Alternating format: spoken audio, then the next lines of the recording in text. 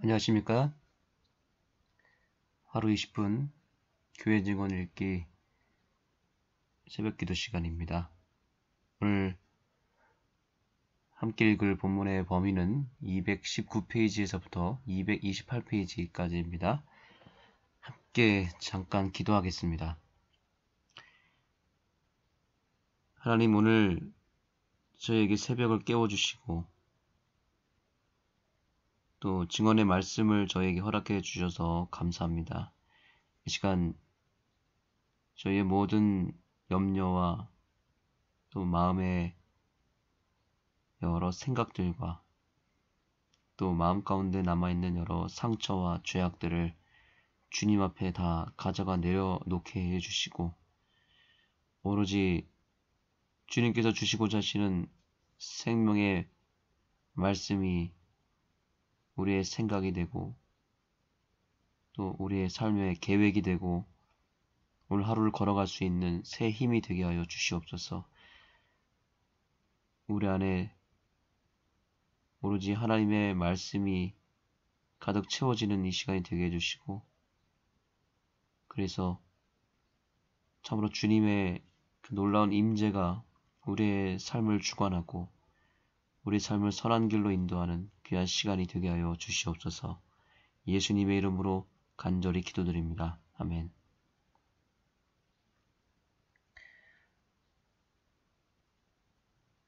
교회 증언 1권 219페이지 열어주시고요. 약 20분 동안 오늘 본문의 말씀을 들으면서 함께 읽도록 하겠습니다.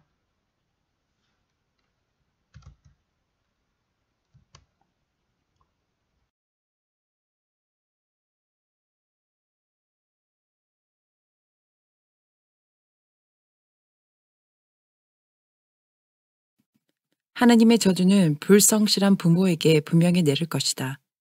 그들은 이 세상에서 그들에게 상처를 줄 가시를 심고 있을 뿐 아니라 심판이 내릴 때 그들 자신의 불성실을 목격하지 않으면 안 된다. 많은 자녀들이 심판의 때에 일어나서 부모가 자기들을 제지해 주지 않은 것을 비난하고 그들이 멸망받게 된 책임을 부모에게 돌리게 될 것이다. 부모는 그릇된 동정과 맹목적 사랑으로 자녀들의 결함을 변명하고 그 결함은 고쳐지지 않고 지나쳐 버린다. 그 결과로 자녀들을 잃어버리고 그 영혼의 피는 불성실한 부모에게로 돌아갈 것이다. 이와 같이 훈계를 받지 못하고 자라는 자녀들은 그리스도를 따르는 자가 되고자 공언할 때 모든 것을 배워야 한다. 그들의 모든 신앙적 경험은 어린 시절의 성장에 영향을 받는다. 어린 시절과 동일한 고집이 자주 나타난다. 동일하게 극기가 결핍되고 책망을 견디지 못하고 자기를 사랑하고 다른 사람들의 권면을 구하거나 다른 사람들의 판단의 영향을 받기 싫어하고 나태하고 의무를 회피하고 책임감이 부족하다. 이 모든 것이 교회와 그들과의 관계에서 나타난다. 그와 같은 것들을 극복할 수 있다. 그러나 그 싸움은 얼마나 어려운가. 그 싸움이 얼마나 극심한가. 그들에게 있어서 그리스도인 품성의 표준에 도달하기에 필요한 철저한 훈련의 길을 걷는 것은 얼마나 어려운가.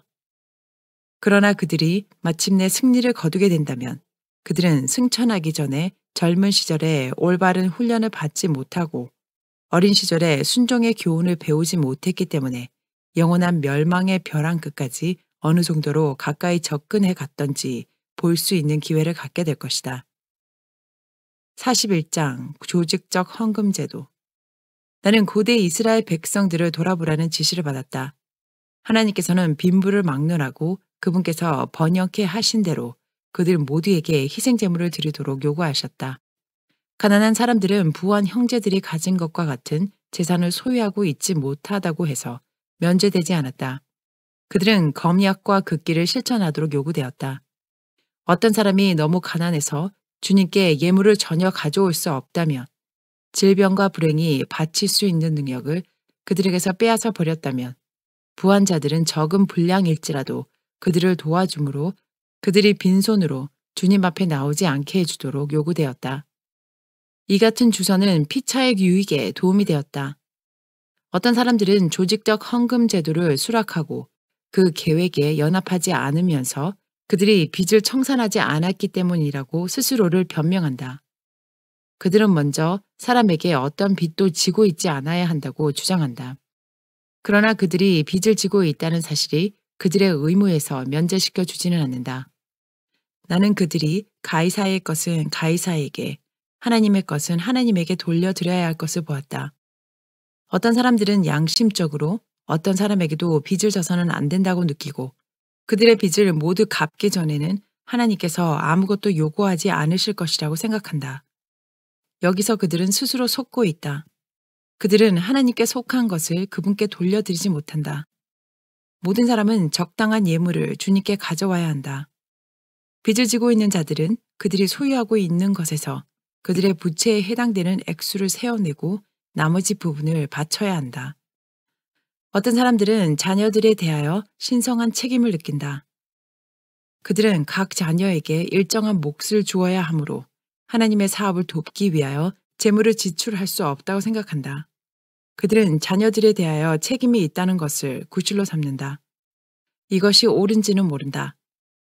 그러나 그들의 첫째 되는 의무는 하나님께 대한 것이다. 가이사의 것은 가이사에게, 하나님의 것은 하나님께 돌려드려라. 그대의 십일금과 헌금을 하나님께 바치지 않으므로 하나님의 것을 도둑질하지 말라. 적당한 부분을 하나님께 드리는 것이 첫째 되는 신성한 의무이다. 어떤 사람도 자신의 주장을 역설함으로 그대로 하여금 하나님의 것을 도둑질하게 해서는 안 된다. 그대의 자녀들이 그들 자신의 유익을 위하여 하나님의 제단에서 그들의 예물을 도둑질하지 않게 하라. 나는 옛날에 어떤 사람들이 탐욕 때문에 적당한 부분을 바치지 못하고 그들의 예물을 제한한 것을 보았다. 이것은 하늘에 기록되었으며 그들은 바치지 않은 그만큼 그들의 수확과 양떼에 저주를 받았다. 어떤 사람들은 가정에서 고통을 당했다. 하나님께서는 결함이 있는 예물을 받지 않으실 것이다. 그것은 흠이 없는 것이어야 하고 그들의 양떼 가운데 가장 좋은 것, 그들의 농장에서 가장 좋은 것이어야 한다. 가정과 재산에 주님의 축복을 받으려면 자원에서 예물을 드려야 한다. 재산을 그 가치 아래로 깎아내리는 자들에게 해당되는 저주를 예시해 주기 위하여 아나니아와 삽비라의 경우가 나에게 제시되었다. 그들은 재산을 자원에서 주님께 드린 것처럼 가장됐다. 베드로는 그 땅 판값이 이것뿐이냐고 말했다. 그러자 예, 이뿐이로라고 대답했다. 사도행전 5장 8절. 이 악한 시대에 사는 어떤 사람들은 그것이 거짓말이라고 생각하지 않을 것이다. 그러나 주님께서는 그것을 거짓말로 간주하셨다. 그들은 땅을 많은 값으로, 아니 더 많은 값으로 팔았다. 그들은 하나님께 모든 것을 바친 것으로 공언했으나 사실상 하나님께 숨겼다. 그러자 그들의 벌은 지체되지 않았다. 나는 조직적인 헌금 제도를 통하여 마음을 시험하게 될 것을 보았다. 그것은 부단하고 실제적인 시험이다. 그것은 자신의 마음을 이해할 수 있게 해주고 진리와 세상에 대한 애착 중 어느 것이 두드러져 있는지 깨닫게 해준다. 여기에서 본성적으로 이기적이요 탐욕적인 사람을 시험하게 된다. 그들은 그들의 재산을 매우 낮은 액수로 낮추게 될 것이다. 여기서 그들은 숨기게 된다. 천사는 여호와의 일을 태만히 아는 자는 저주를 받을 것이요 라고 말했다. 예레미야 48장 10절. 천사들은 품성의 개발을 주시하고 있다. 그런 자들의 행동은 하늘의 사자들을 통하여 하늘로 전달된다. 어떤 사람들은 이런 일로 하나님의 심판을 받게 되며 그들의 수입은 예상 이하로 떨어진다. 흩어 구제하여도 더욱 부하게 되는 일이 있나니 과도히 아껴도 가난하게 될 뿐이니라. 구제를 좋아하는 자는 풍족하여질 것이요 남을 윤택하게 하는 자는 윤택하여지리라. 잠언 11장 24절 25절. 모든 사람은 이 사업에 흥미를 가지라는 요구를 받고 있다. 담배와 차와 커피를 사용하는 자들은 그들의 우상을 버리고 그 돈을 주님의 보고에 넣어야 한다. 어떤 사람들은 하나님의 사업을 위하여 어떤 희생도 하지 않고 하나님께서 그들에게 요구하시는 바에 무감각한 상태가 되어 있다. 매우 가난한 사람들 중 어떤 사람들은 이 같은 자극물들을 스스로 버리기 위하여 가장 고투를 겪게 될 것이다. 하나님의 사업이 재정 문제로 어려움을 당하고 있다고 해서 이와 같은 개인적 희생을 요구하는 것은 아니다. 모든 사람의 마음은 시험을 받고 모든 품성은 개발될 것이다. 하나님의 백성들은 원칙 위에서 행동해야 한다. 산 원칙이 생애에 실천되어야 한다. 사람이 어찌 하나님의 것을 도적질 하겠느냐. 그러나 너희는 나의 것을 도적질하고도 말하기를 우리가 어떻게 주의 것을 도적질하였나이까 하도다. 이는 곧 11조와 헌물이라. 너희 곧 온 나라가 나의 것을 도적질하였으므로 너희가 조주를 받았느니라. 만군의 여호와가 이르노라. 너희의 온전한 11조를 창고에 들여 나의 집에 양식에 있게 하고 그것으로 나를 시험하여 내가 하늘 문을 열고 너희에게 복을 쌓을 곳이 없도록 붙지 아니하나 보라. 만군의 여호와가 이르노라. 내가 너희를 위하여 황충을 금하여 너희 토지 소산을 멸하지 않게 하며 너희 밭에 포도나무의 과실로 기한 전에 떨어지지 않게 하리니. 말라기 3장 8절에서 11절. 나는 이 성경절이 집회에서 잘못 적용되어 이야기하고 기도해온 것을 보았다. 이 예언은 특별히 마지막 때에 적용되어 하나님의 백성들이 그들의 재산의 일정한 부분을 주님께 자원해서 바치는 헌물을 드려야 할 의무를 가르쳐준다. 42장 우리 교단의 명칭. 나는 하나님의 남은 백성들에 관한 명칭을 택하는 것을 보았다. 두 계층에 속한 자들이 내 앞에 제시되었다. 한 무리는 그리스도인이라고 공언하는 큰 단체로 구성되어 있었고 그들은 하나님의 율법을 짓밟고 법안권이 만든 제도를 존중하고 있었다. 그들은 주일 중 첫째 날을 주님의 안식일로 지키고 있었다. 다른 무리는 소수에 불과했지만 크신 입법자를 경배하고 있었다. 그들은 넷째 계명을 지키고 있었다. 그들의 믿음의 독특하고 두드러진 특징은 제7일을 준수하는 것과 우리 주님께서 하늘에서 나타나시는 것을 기다리는 것이었다. 투쟁은 하나님의 요구와 짐승의 요구 사이에 존재한다. 넷째 계명에 직접 반대되는 법안권의 제도인 첫째 날은 여전히 두 뿔 가진 짐승에 의하여 시험거리가 될 것이다. 그 다음에는 하나님께로부터 오는 무서운 경고가 짐승과 그의 우상을 경배하는 데 대한 형벌을 선고하게 된다. 그들은 하나님의 진노의 잔에 섞인 것이 없이 부은 그분의 진노의 술을 마시게 될 것이다.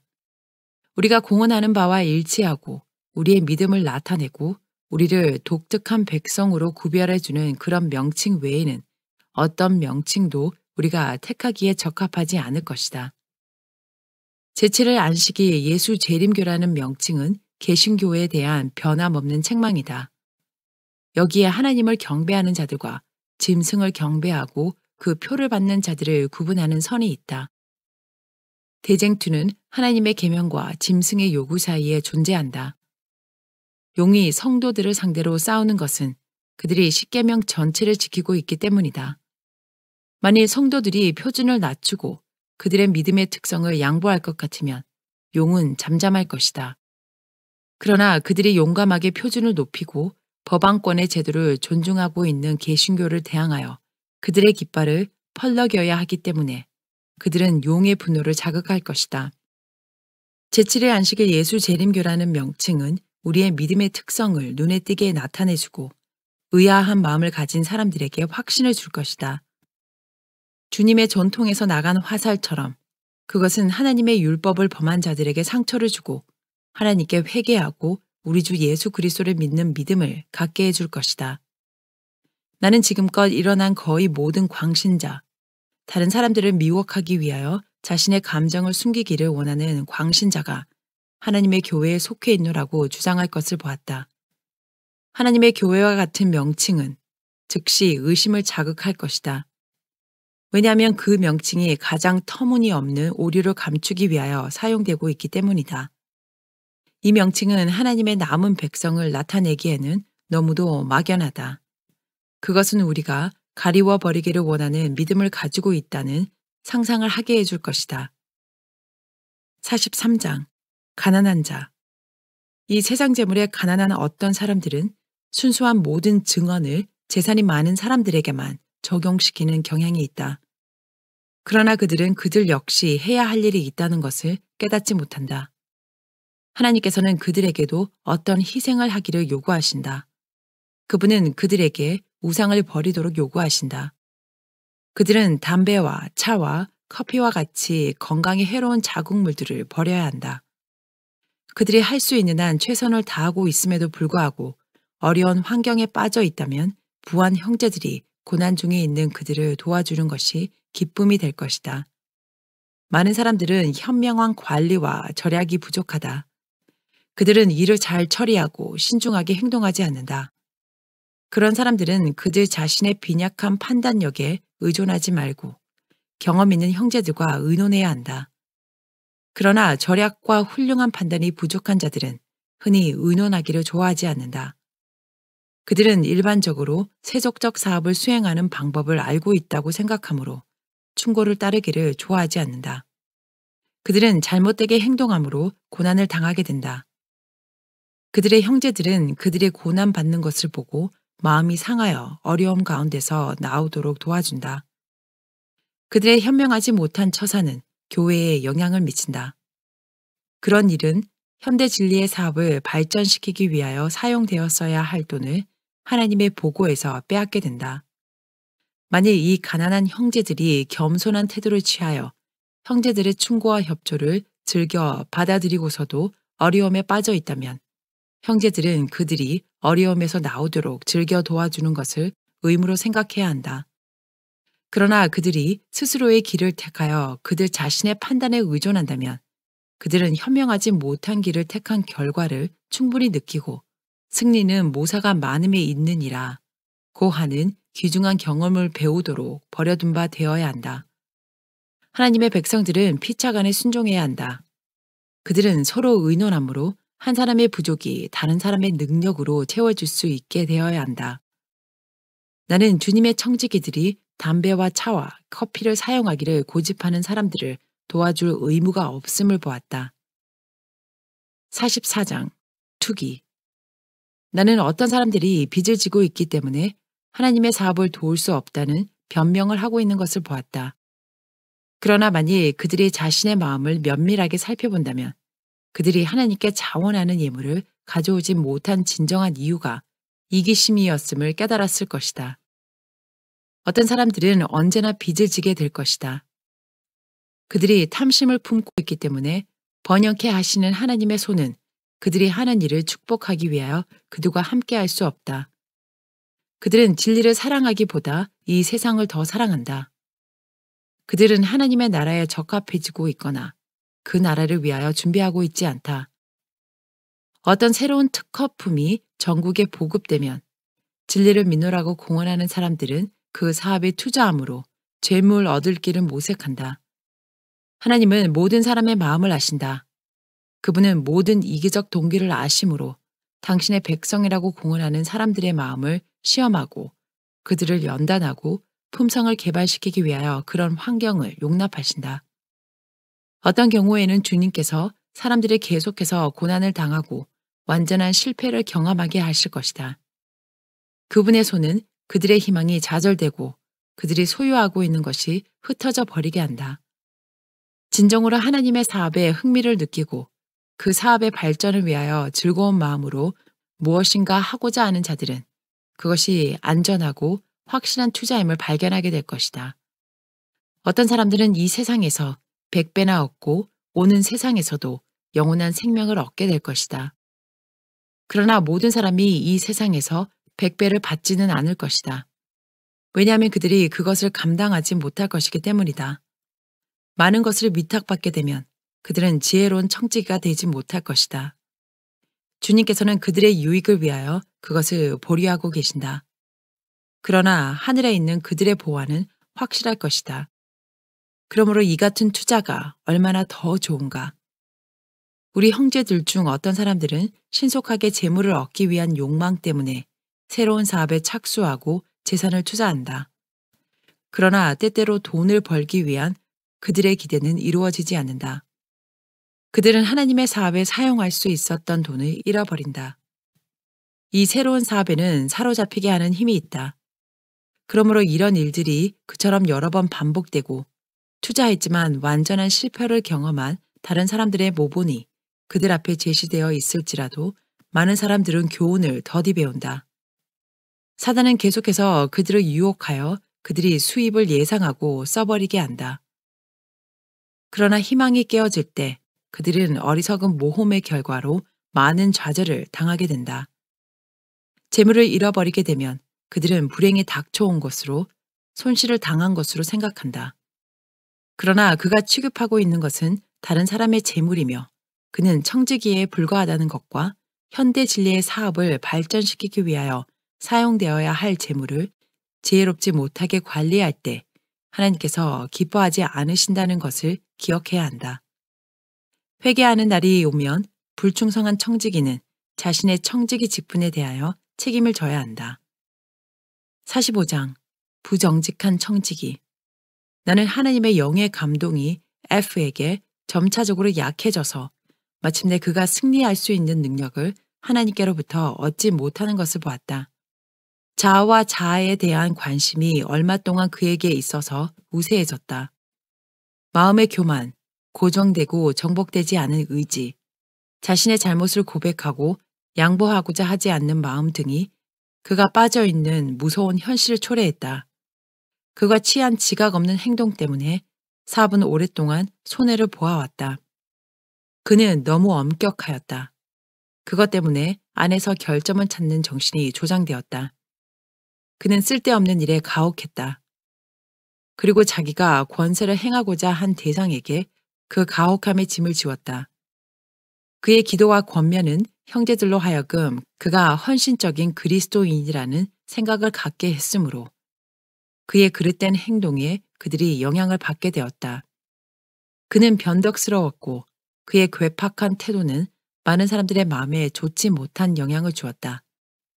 어떤 사람들은 너무도 연약하기 때문에 그의 본을 받기도 했다. 나는 그가 사업의 유익보다는 훨씬 많은 손해를 준 것을 보았다.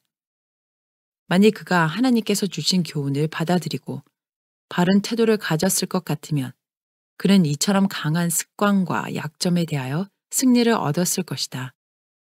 그러나 나는 그가 너무 오랫동안 이 같은 습관들이 그를 지배하도록 허용했기 때문에 강한 원수가 그를 결박해 버린 것을 보았다. 그의 거래 관계는 올바르지 않았다. 부정직이 그를 사로잡았고 그는 자기에게 아무런 권한이 없는 보고의 재물을 취해내어 자기의 유익을 위하여 사용하였다. 그는 재물을 처리하는 데 있어서 형제들보다 더 좋은 판단력을 가진 것으로 생각했다.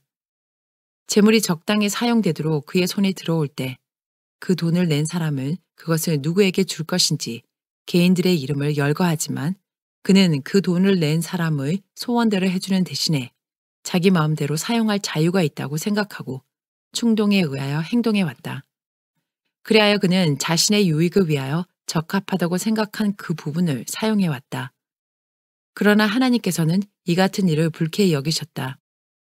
부정직한 행동이 그에게 조성되어 왔다.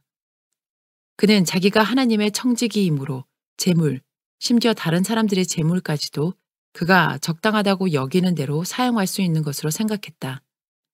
모든 사람은 자기 자신의 청지기가 되어야 한다.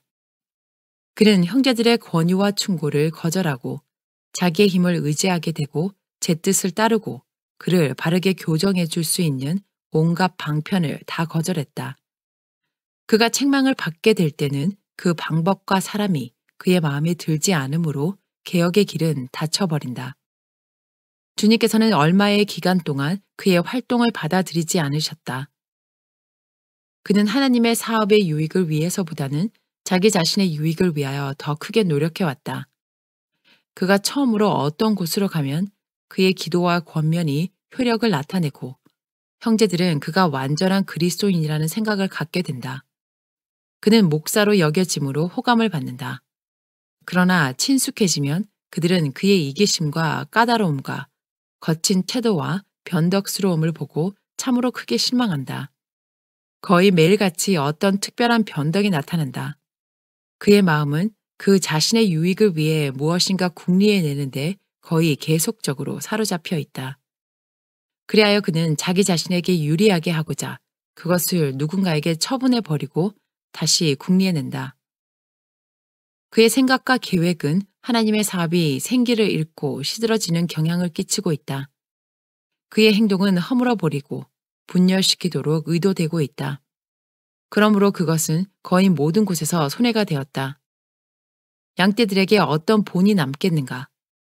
그는 거래에 있어서 매우 이기적이고 그와 거래하는 사람들을 이용했다. 하나님은 그를 불쾌히 여기신다. 좋은 나무는 그 열매로 알게 된다.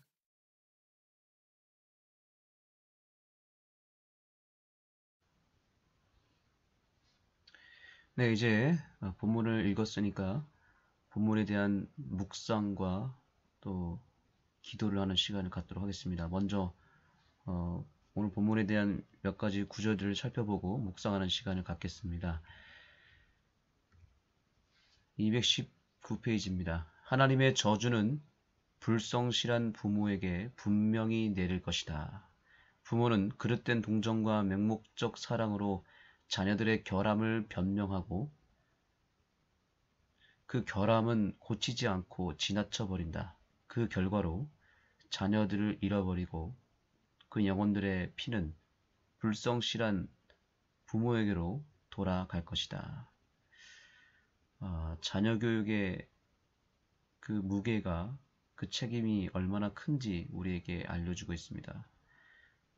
이것은 자녀들의 인생이 달려있을 뿐만 아니라 구원과도 연관이 있기 때문에 반드시 그 핏값을 부모에게 물을 것이라고 말하고 있습니다. 지나친 동정과 맹목적 사랑이 오늘날 자녀들을 다 망가뜨리고 있습니다. 또 세상의 여러 TV 매체나 또 책에서 가르치는 자녀 교육의 그 몇 가지 핵심적인 요소들이 있는데 그것은 바로 자녀들에게 상처를 주지 않아야 되기 때문에 자녀들을 그저 사랑하고 또 상처받지 않도록 말하고 행동하라는 이야기를 많이 합니다. 그런데 그것이 참 목적은 좋고 의도는 좋은데 그것이 치우쳐져서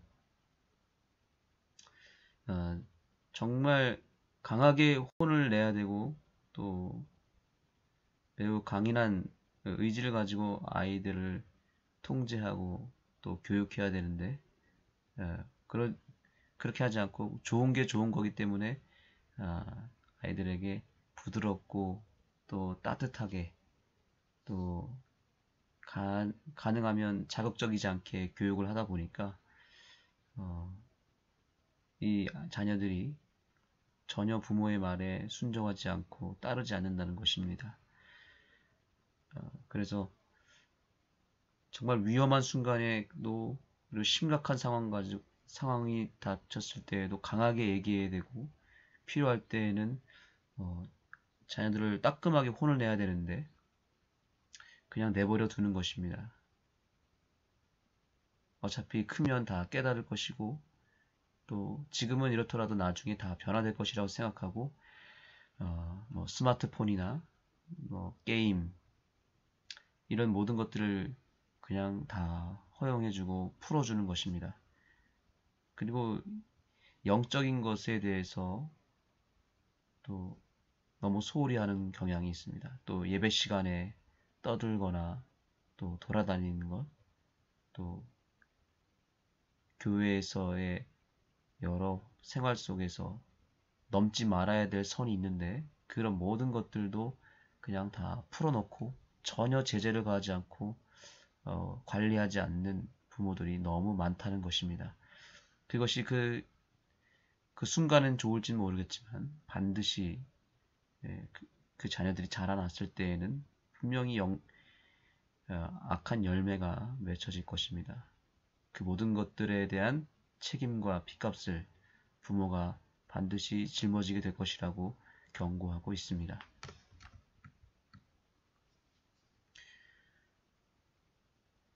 어떤 사람도 자신의 주장을 역설함으로 그대로 하여금 하나님의 것을 도둑질하게 해서는 안 된다.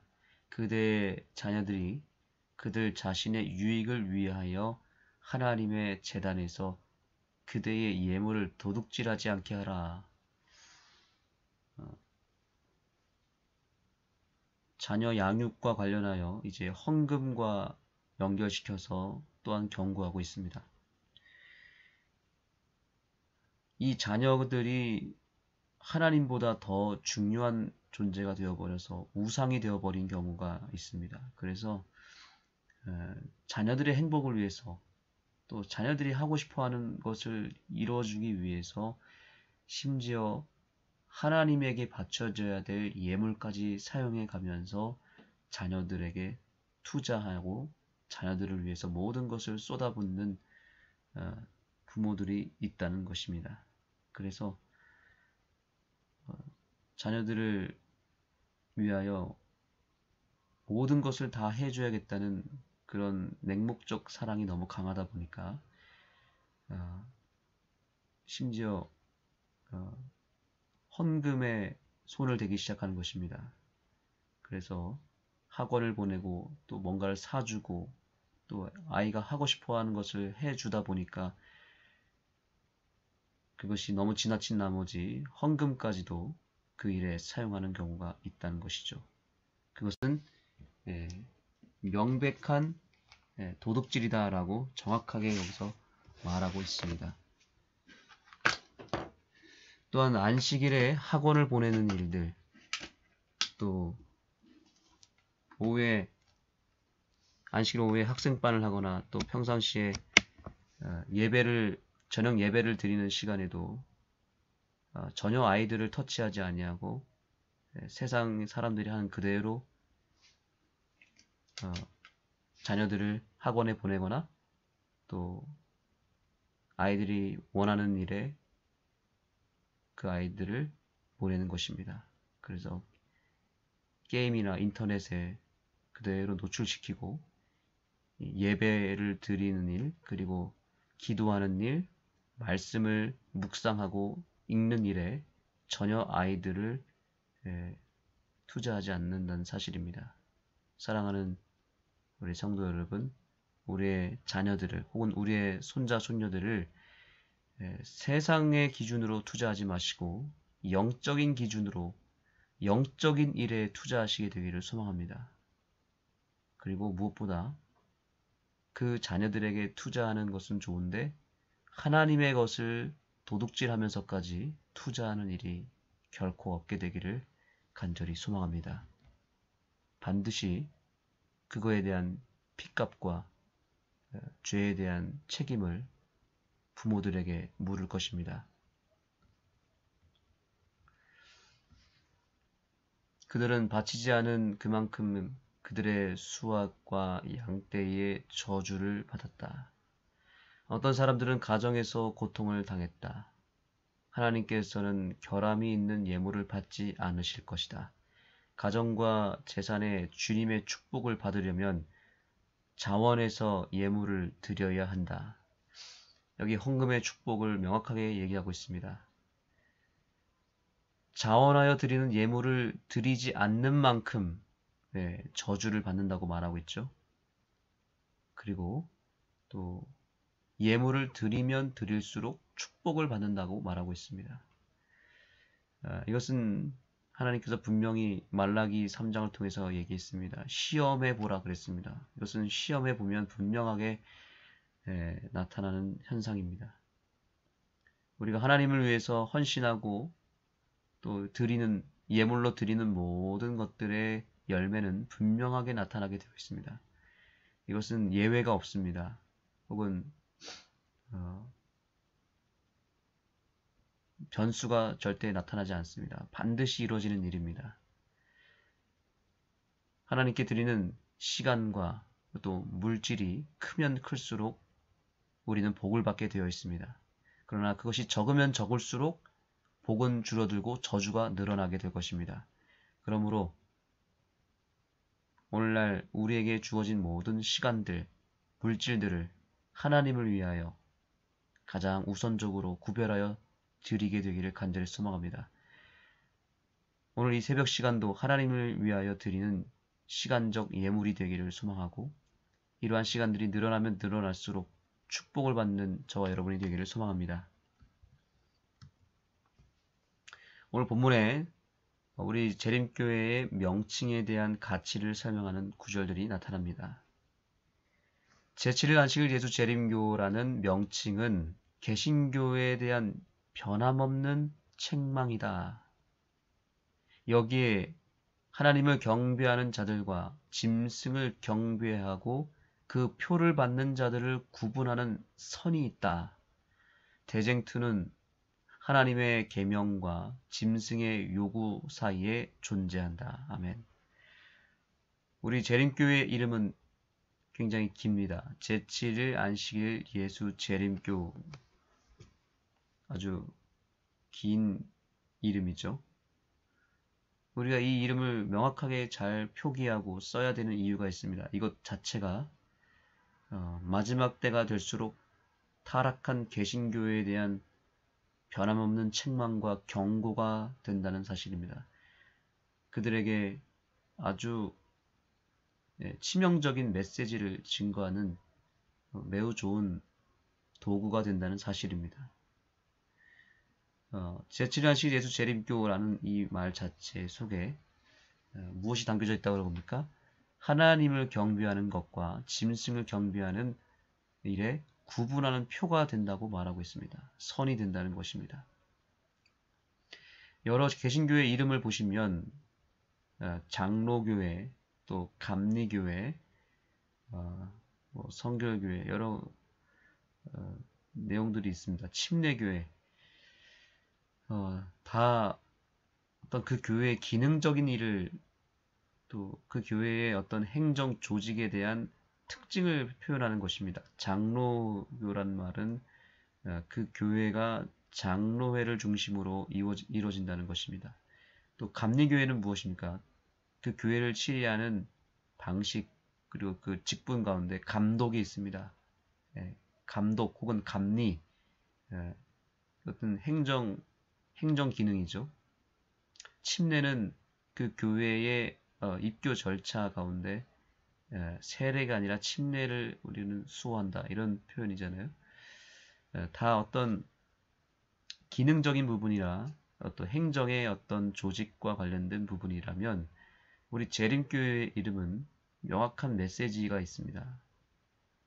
안식일 기별과 재림 기별에 대한 세상을 향한 복음적 선포입니다. 여기에는 새 천사의 기별이 들어가 있습니다. 그래서 하나님의 표, 또 짐승의 표, 안식일과 주일 이것을 구분하는 선이고요.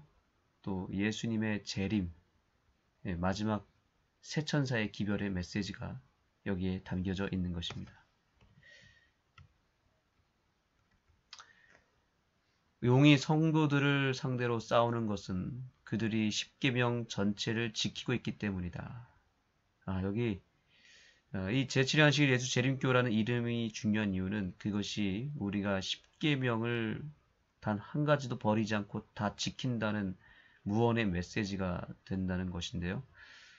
사단이 이 성도들과 싸우고 성도들을 괴롭히는 이유는 그 율법 십계명을 다 지키는 유일한 교회가 바로 우리 재림교회이고 특별히 마지막 때에 카톨릭이 네 번째 계명 안식일 계명을 뜯어 고쳤죠. 그런데 그래서 모든 개신교회가 모든 교회가 지금 사단에게 속아서 안식일 대신에 주일을 지키고 있는 상황에서 우리가 간판을 제7일 안식일 이렇게 걸어버리면 그것이 엄청난 양심을 향한 호소가 되고 그들의 마음속 깊은 곳에 있는 죄악을 들춰내는 메시지가 된다는 사실이죠. 만일 성도들이 표준을 낮추고 그들의 믿음의 특성을 양보할 것 같으면 용은 잠잠할 것이다.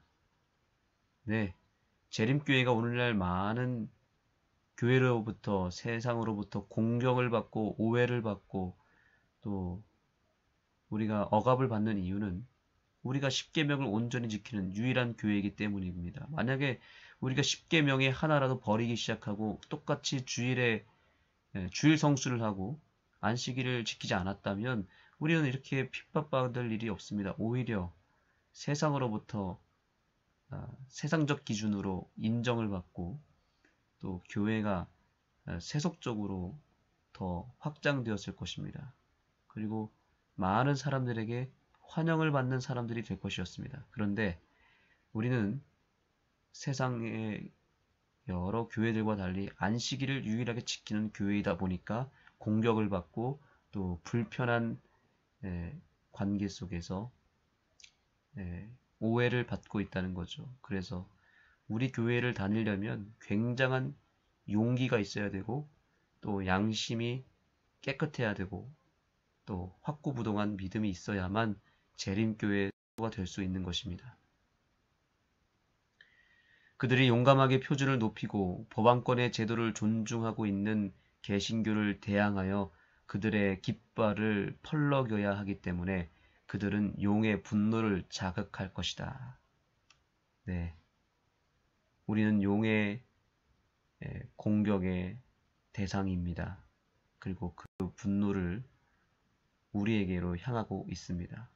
그런데 그 용을 자극시키고 또 타락한 개신교를 향하여 대항하는 그 일에 있어서 깃발을 펄럭여야 되는데 그 깃발이 바로 우리 교회의 명칭이라는 사실입니다. 그러므로 이 명칭에 대해서 우리는 자신감을 가져야 되고 오히려 이 명칭을 잘 활용하여야 되겠습니다. 우리 아는교회도 새로운 성전을 신축하면서 제7일 안식일 예수 재림교회라는 이 명칭을 안흥 중심지를 향하여 그 간판을 내걸었고 또 더 세븐이라고 하는 특별한 명칭을 내걸었습니다. 그것은 매우 고도의 전략입니다. 이 제7일 안식일이라는 이 표현을 더 세련되게 그리고 매력적으로 증거하기 위해서 우리는 맨 앞 글자인 더 세븐을 우리의 브랜드로 사용하여서 이 안흥 지역의 랜드마크로 내걸었습니다. 그래서 사람들은 물어봅니다. 도대체 더 세븐이 무엇이냐고 동네 사람들도 물어보죠.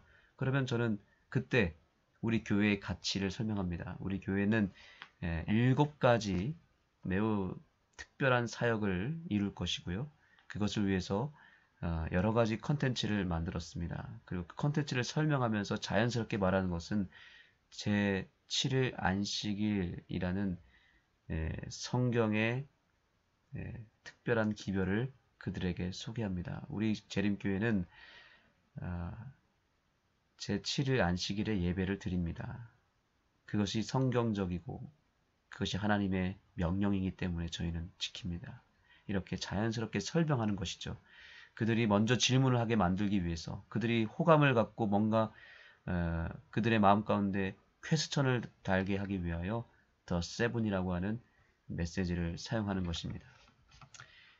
우리의 믿음의 특성을 눈에 띄게 나타내주고 의아한 마음을 가진 사람들에게 확신을 줄 것이다. 주님의 전통에서 나간 화살처럼 그것은 하나님의 율법을 범한 자들에게 상처를 주고 하나님께 회개하고 우리 주 예수 그리스도를 믿는 믿음을 갖게 해줄 것이다. 네, 놀라운 명칭입니다. 매우 가치 있는 기별입니다. 우리 교회의 이름을 더 이상 부끄럽게 생각하지 마시고 오히려 더 높이 드시고 더 매력적으로 활용할 수 있도록 아이디어를 만드시고 그 명칭을 더 높이, 더 크게 세상을 향하여 선포하는 우리 각 교회가 되기를 바라고 우리 교회의 간판 하나만 가지고도 사람들이 회개하고 그들이 깊은 양심의 가책을 느끼고 돌아오는 역사가 있을 것이라고 약속하고 있습니다. 그러므로 우리 교회의 모든 타이틀과 또 가치들을 아주 매력적으로 또 세련되게 증거하는 우리 각 교회가 되기를 소망합니다.